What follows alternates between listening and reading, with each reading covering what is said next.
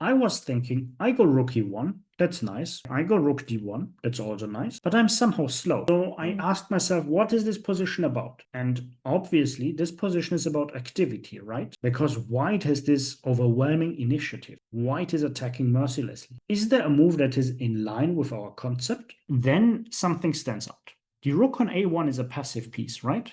The knight on c6 is a very active piece.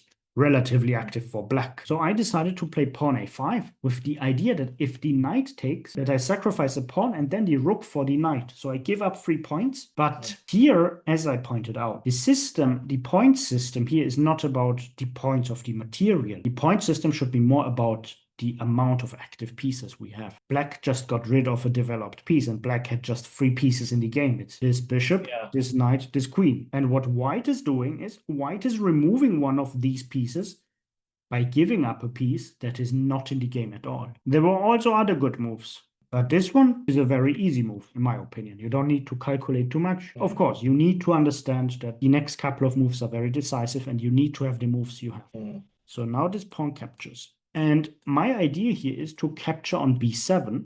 However, I can win a tempo against the queen. I can capture here, the queen takes, and I capture here. This looks nice, but maybe bishop e7, and I wasn't so sure what's happening here. But what if we first play bishop to b6? The queen must move. So the queen moves to d7. And keep in mind, white is also putting a lot of pressure on f7. Going back to c8 is out of question due to mate. So d7, and now we take on b7, takes back. Now we see we can capture e5 with check. And black has one move, right? Bishop to e7, basically, because queen, this looks very dangerous, yeah? The queen is placed in the middle somehow, and we can play rook to c3, rook e1 with it's pinned, then the queen is very good. Yeah, the rook cannot go to c8. That's the point, yeah? The rook is passive. The queen is passive. And if the queen moved away, wherever it moves, I believe we can just check.